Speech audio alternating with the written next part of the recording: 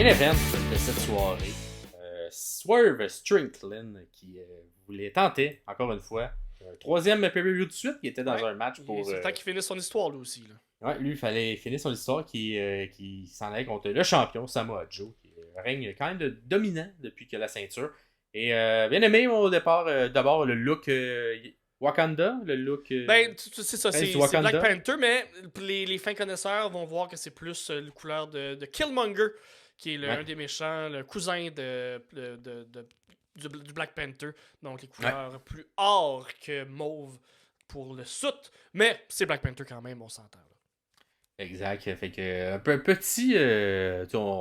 En tout cas, c'est un des icônes, je crois, des Américains, les Africains-Américains.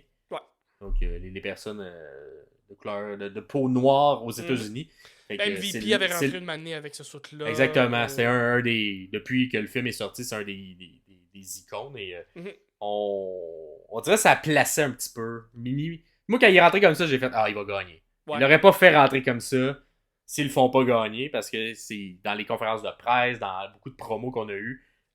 Swerve répétait souvent qu'il voulait être le premier américain noir à gagner une ceinture à l'All Elite Wrestling, la ceinture champion du monde. Quand j'ai vu comme ça, je me suis déjà dit il y a vraiment il va gagner. Ouais, moi aussi, mais moi c'était dans l'optique que Killmonger, qui est méchant dans l'univers Marvel, méchant, mais avec des intentions nobles. Oui, c'est un méchant, mais il a la famille des gentils. Mais tu sais, c'est pas un. Fait moi, je le voyais un peu comme est-ce que Swerve va gagner, mais il va un peu tricher ou il va contourner un peu. Je sais pas s'il est en train de mettre en lumière quelque chose qui allait se passer plus tard dans le match, mais non, moi je pense vraiment qu'il était juste arrivé en Black Panther, il avait juste pas exactement les bonnes couleurs, mais encore là, il y a plein de versions de Black Panther, fait que il a choisi celle-là. Il restait plus le suit plus mauve, là. Il restait juste le suit or. Dans un des univers là, des millions d'univers qui existent dans tout le metaverse de Marvel, il doit exister quelque part là. Ouais. Et bon petit match quand même. C'est sûr c'était tough de suivre les deux matchs précédents. Fait que c'est peut-être pas aussi mémorable que les deux autres comme match, mais ça a quand même fait son travail, moi j'ai trouvé. Si tu le mettais dans plein d'autres contextes où la carte n'est pas aussi forte, ça aurait été un des meilleurs matchs de la carte. Bien aussi aimé l'histoire qui était racontée de Swerve, notamment à un moment vers la fin du match. Je sais plus si c'est Joe. Je pense que c'est Joe qui va chercher la ceinture pour tenter de la frapper, de frapper Swerve, mais se la fait enlever tout ça et Swerve reprend un peu ses esprits et fait face un peu au dilemme d'avoir la ceinture devant lui. Est-ce que je l'utilise pour tricher? Ça m'avantage, mais il y a des chances que je me fasse disqualifier si je l'utilise. Et finalement, un peu le jeu d'acteur, il fait non, je l'utiliserai pas. Je vais venir te chercher dans pas long. Mais cette image-là était belle d'avoir Swerve avec la ceinture qui se retient. Puis qui est comme, ok, non, je vais gagner. Puis je l'aurai après, la ceinture. J'ai bien aimé ça. Tu des mots sinon, toi, qui t'ont marqué?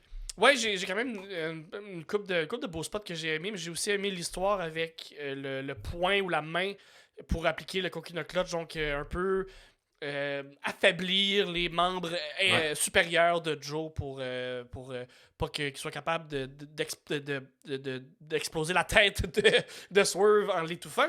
Il y a une couple de beaux spots, le direct en partant, tu sais, le no-sell que Joe fait quand il y a quelqu'un qui dive vers lui, il fait juste s'en aller tranquillement, a été contré avec un dropkick. J'ai vraiment aimé ça. Je pense que c'est ça qui a donné l'intensité de Joe. Ça l'a mis un peu en tabarnak parce qu'après ça, il a fait un Uranagi dans la table des commentateurs. Et comme les commentateurs eux-mêmes le disent à ce moment-là, Joe étant calice. Et après ça, c'est un beau match en général avec un match très Joe. Fait qu'il y a des gros spots. Puis il y a un moment donné où il enlève le matelas. Le tapis à l'extérieur. Que je pensais que ça allait être une disqualification. Faut croire que non. Et il a quasiment fait un muscle buster sur le ciment. Ça aurait fait mal, mais il a décidé de faire un genre de... C'est un body slam qu'il a fait finalement. Fait que oui, ça a quand même fait mal. Un body slam de Joe sur Swerve, directement sur le ciment. Mais sinon, je trouve ça le fun que ce soit quand même legit, comme on a moins vu avec du côté de Julia ou de Willow plutôt, ce win-là, je trouve le fun.